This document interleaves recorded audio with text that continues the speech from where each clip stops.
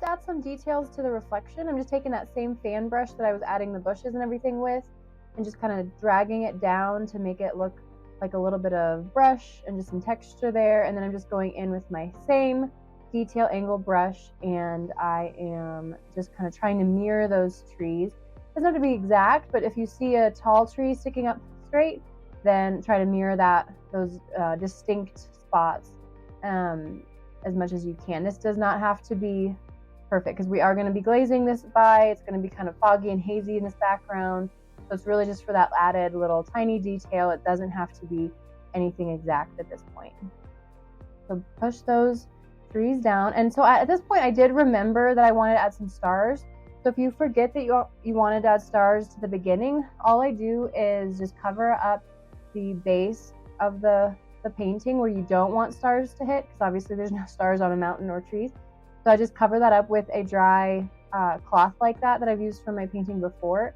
And then I'm going to go in with my little fan brush with the light white and water that down a little bit. So we've done the stars before, same technique, just water down paint, and then you're taking another paintbrush and just tapping lightly. Do a little bit of test taps on your palette just so you can kind of get an idea of how much paint is coming off at a time. And I just want really, really, really subtle background stars up behind those clouds. And I meant to do that earlier and I just forgot. So if that happens to you in your painting, try to see if there's a way that you could be creative and go back over it. And this is how I did it with this painting, because I did want some stars. And if any of the stars are just kind of down low, like those ones that are on the clouds and doesn't make any sense, I just kind of buff them out with a little mop brush, and kind of blends into the clouds naturally anyways. So just kind of play around with that.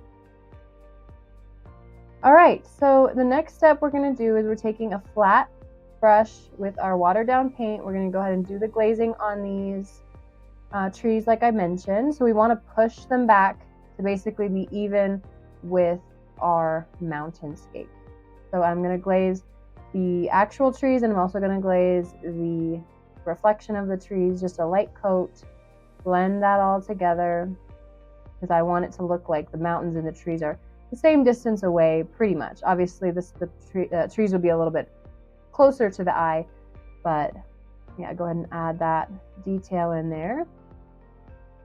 All right, so let's go in with a little larger fan brush here into our brown, our raw umber, and we're just going to start adding land that's going to be coming towards the viewer.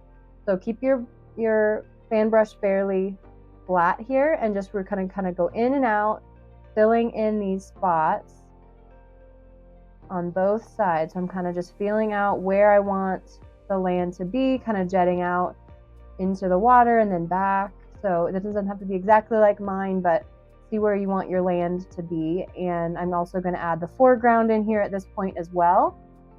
And I'm going to connect it over on the side.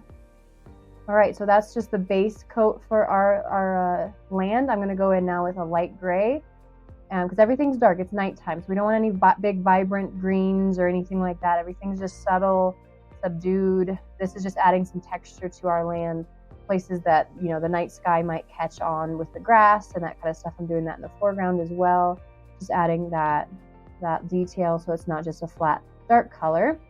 And we are going to be adding a fire to the very foreground, so I'm going in with orange at this point because I want to kind of create the illusion that the fire that's in the foreground here in the front, the light of the fire is casting that orange glow onto the rest of the land that we just added in. So it doesn't have to go all the way back to the back. We don't want to mess up that illusion. Only what would naturally happen. The closest thing to the fire would have a little bit of pops of orange. So that's what we're adding in here now. Same brush, that fan brush. I'm just kind of dotting it away and just fading it into the distance. We don't want it to be bright or vibrant, just a very subtle illusion there. And then everything in the foreground can be a little bit brighter, obviously, because that's where the fire is going to be. So that's going to be the brightest orange. So you can see I'm going in just a little bit brighter, so it's catching your eye. Like the orange from the fire is just hitting the blades of grass and the little bushes that might be scattered around right here. All right, so now we're going to add some more trees here. We're going to start bringing them closer to the middle ground. So these are going to be bigger, a little maybe farther apart, a little more detail on these than the trees that we added into our background. So wherever you'd like some trees, maybe a few gaps here and there, just play around with this. The height of the trees, you want to have a kind of a varying height for each tree. And then we're going to go in with our small fan brush and do that little flick, flick, flick to the sides to create the branches and the bristles on our pine trees.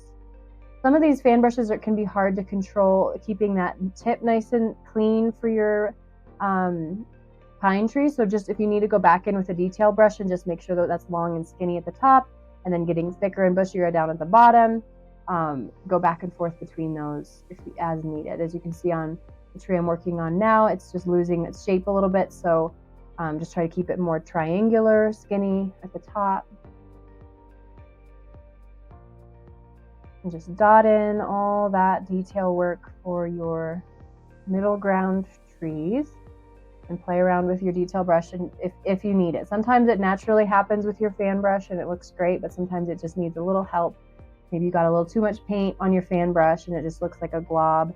You want to kind of play around with the detail and not brush over that, because otherwise you want to have very distinct trees and the branches that are coming off from there at this point. And again, we didn't have that detail on the background trees because your eye wouldn't naturally be able to catch that. So, but now we're getting closer. We got to be more aware of our details. All right, in the next video, we'll continue adding the rest of the trees. We'll continue adding the fire and everything. So I'll see you there.